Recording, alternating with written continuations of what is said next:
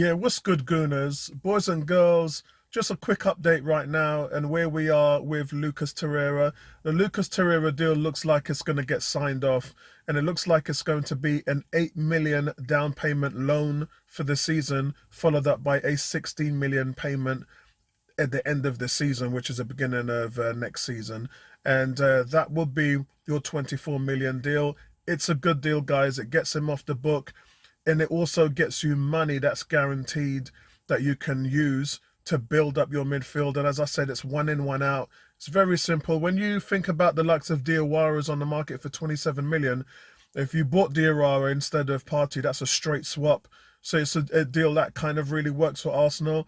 At the end of the day, Arsenal have come back and they said, yes, look, we'll do it once we finalise the deal of Dani Ceballos. And Dani Ceballos, look, he signed a loan contract yesterday, but he's in quarantine, so he can't really come out and get everything all done and sorted until late next week. UK laws as well are being suppressed slightly for quarantine, as the government came out yesterday and said. So at the end of the day, things are going in the right direction. And I did say to you guys, look, at the moment, we've had a really good transfer market. We've had Willian, we've had Ceballos, we've had Gabriel, and now we're working on getting Thomas Partey, and we're working on getting Ower as well.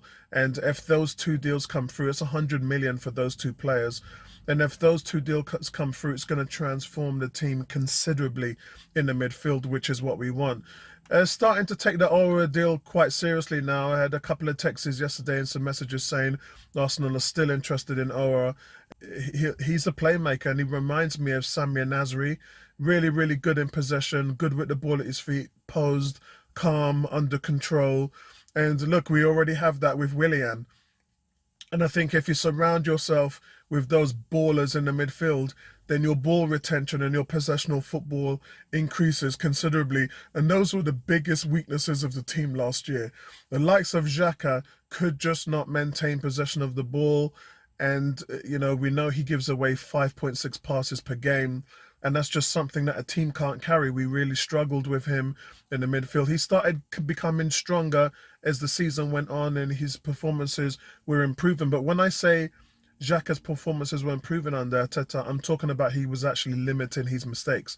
So the amount of mistakes and the amount of errors that he was making leading to goals, they were being cut down, and he was starting to make himself a little bit more accountable. However, the player still has seriously lack of mobility, lack of vision in terms of playmaking ability. And I think when it comes to something like that, that's something the manager can improve on. And I think that he can with Aura. I think it's a brilliant move if they pull it off. Look, if they just pull the Partey move off, that would be good. Yeah. If you're talking about bringing Aura into the mix now, the guys, that's gravy on your chicken right there, man. That's gravy on your Sunday roast. If you're pulling off moves like that. Also, Eddie Nketiah. Eddie, what have you done for me lately? Yeah, he's paid tribute to Arteta for being named the England under-21 captain on Friday's Euro qualifier against Kosovo. The one thing that Eddie has said is the boss has shown a lot of good faith in me and given me the opportunity to make mistakes and then go out there and correct them. It's helped my overall game as a player now. Looking forward to a season really where he's going to be one of the main players in Arsenal's side, and we still don't know what's going to be happening with Lacazette right now.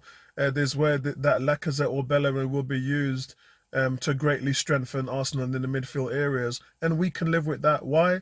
Because we've got enough options up front.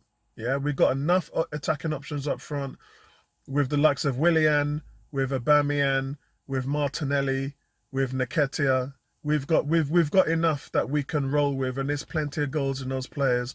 And obviously there's goals on the side as well with Pepe and Saka. But the most important thing is, guys, remember last season in the midfield, we had 1 goal and 2 assists from Xhaka, and we had 2 goals and 2 assists from Ceballos. Not good enough. 3 goals and 4 assists from a combined defensive midfielder holding position is absolutely a terrible return. So the stakes are going to be raised for the likes of Ceballos this summer. And we're really looking for him to stamp a foothold in the team. And he didn't really get that much consistency, remember. He was left in and out of the side with Emery. Lundberg didn't even really favour him. He had to work harder to get into Arteta's side, and it wasn't really until the latter part of the season that Ceballos really started to grow in strength and grow in his role. And because that happened really late, that's why I said, look, you start off on the good foot with the consistency that we saw last season and the performances that we had against the top teams. We need to grow from that. We need to sort of get off the front blocks with that kind of mentality and performances by keeping the consistency we had in that midfield and grow from there. And that's why I think that it's important to get Ceballos back. One of the things that's come out today is Alexis Sanchez apparently had said to his agent after his first training with Man United, he wanted to come home. And when he meant home, he meant Arsenal.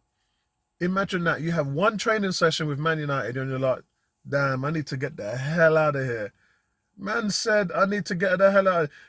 When he got back home, he told his agent if I could cancel the contract and go back to Arsenal. And the agent just gave him a good look and said, bruv, you're on 400 grand a week, man. You better just shut up and take the money. And I think there's a disparity there because people forget in his last 6 months with Arsenal and the run up to that transfer, which was done in January, the swap, he wasn't very good. He wasn't hitting his goals. He wasn't scoring, in fact. And if you read my game previews and if you read my player ratings, I was saying this guy's gone off the ball months before he went. Yeah, I was saying this guy's gone off the ball. He's lost his mojo. So it wasn't just staying at Arsenal. I think at that point, for Arsenal fans, he had, well, me specifically, he had to go because he was just off the ball. He'd lost his mojo. Remember, he gave away the ball. This is going to be madness for you guys. He was averaging 32 times a game giving away the ball. And I think that's what got him dropped. When he went to Man United, there was a game I remember he gave away the ball 36 times in that game.